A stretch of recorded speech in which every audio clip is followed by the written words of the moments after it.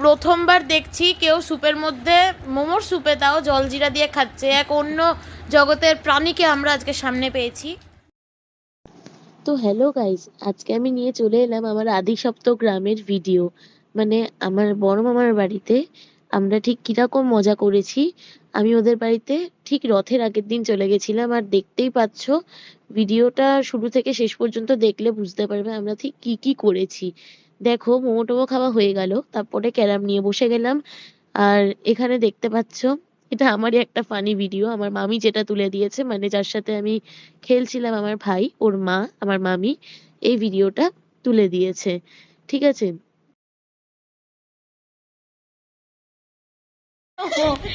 এই একে পেটটিতে ধরেছে, পেটটিতে ভর করেছে। ভালো লাগছে তো? ভালো লাগছে। মোমো তো নেই, এবার পুরোটা এই যে ভয়ানক হাসিটা দেখলে, এটা কোনো একটা টপিকের ওপর কথা হচ্ছিল এবং মারাত্মক হাসির টপিক ছিল, তাই জন্য আমি ঠিক এরকম ভাবে হেসে দিয়েছি। আমার কিন্তু হাসির নানা রকমের মোড হয়। দেখি।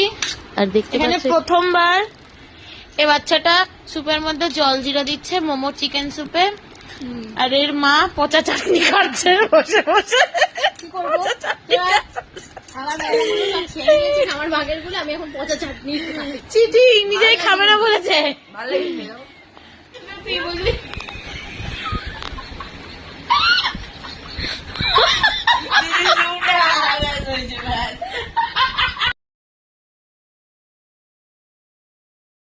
আবারও এরকম হাসি দিয়ে তারপরে রাত্রিবেলা রুটি আর ডিম কারি আমরা ডিনার করি।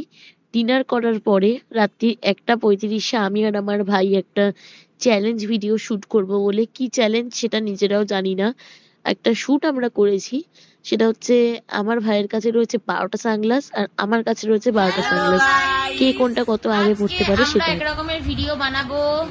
এবার এখন রাত্রির কটা বাজে? এখন রাত্রির 1:35 বাজে। ঠিক আছে, এই বাচ্চাটা এখনো ঘুমায়নি, আর আমার কাছে আছে সব মিলিয়ে টোটাল। এইদিকে তো এই ভিডিও গেল, দেখতে পাচ্ছ 1:35 কিন্তু এখানে বেজে গেল। তারপরে আবার আমাদের খুব ইচ্ছে হলো আমরা 2:30 নাগাদ ছাদে উঠবো। আমরা 2:30 নাগাদ সবাই মিলে ছাদে উঠলাম। এই এনজয়মেন্টটা কিন্তু আমি, আমার মামি, আমার ভাই করছিল। মামা ছিল না, কারণ মামার হেভি ঘুম, তাই জন্য মামা একদম ঘুমিয়ে পড়েছিল। আমরা তিনজনে মিলে কিন্তু এনজয়মেন্টটা করেছি আর আমরা অনেক মজা করেছি। আমি রথ উপলক্ষে 15 তারিখে চলে গেছিলাম উপরে, মানে মামির বাড়িতে। আর 16 তারিখ, 17 তারিখ, 18 তারিখে বিকেল বেলা কিন্তু ফিরে গেছি। ট্রান্সফরমেশনটা এই নিয়ে 2 নম্বর বার দেখছি। চলো তোমাদের সাথেও একবার একটু শেয়ার করে দিই।